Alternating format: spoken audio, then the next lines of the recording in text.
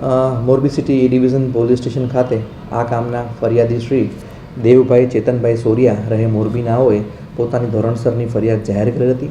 જે કામે હકીકત એવી છે કે આ કામના ફરિયાદી શ્રી પાસેથી આ કામના આરોપી વિશાલ રબારી તથા અન્ય 2 અજાણા ઇસમોએ ભેગા મળી આ કામના ફરિયાદી શ્રીને પોતાના હોન્ડા એક્ટિવા તથા હુન્ડાઈ વરના ગાડીમાં બેસાડી મીતણા તથા વીરપર જેવી અલગ અલગ જગ્યાઓએ લઈ જઈ સુનસાન જગ્યાએ એકલતાનો લાભ લઈ આ કામના ફરિયાદીશ્રીને આરોપીઓએ ભેગા મળી ઢીક મૂકી તથા લાકડાના ધોકા વડે માર મારી જાનથી મારી નાખવાની ધમકી આપી આ કામના ફરિયાદીશ્રી પાસેથી તેમનું બુલેટ મોટરસાઇકલ, તેમનો આઈફોન પ્રો મોબાઈલ તથા ₹5,46,000 રોકડા પડાવી લીધેલ હતા.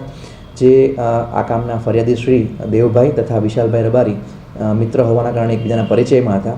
જેમાં અગાઉ આ બંને ફરિયાદી આરોપીઓને ઝઘડો બોલાચાલી થયેલ તે વખતે આ કામના આરોપી વિશાલ રબારીએ ફરિયાદીશ્રીને ઢીકમૂકીનો માર મારી ધમકાવેલ હતા. જેના કારણે આ કામના ફરિયાદીશ્રી આરોપીથી ડરતા હોય જેનો લાભ લઈ આ કામના આરોપીએ તેના મિત્રો સાથે મળી અને આ કામના ફરિયાદીશ્રી પાસેથી અલગ અલગ તબક્કે કટકે રૂપિયા રોકડા તથા મોબાઈલ ફોન તથા બુલેટ મોટરસાઇકલ બળજબરીથી પડાવી લીધા હતા.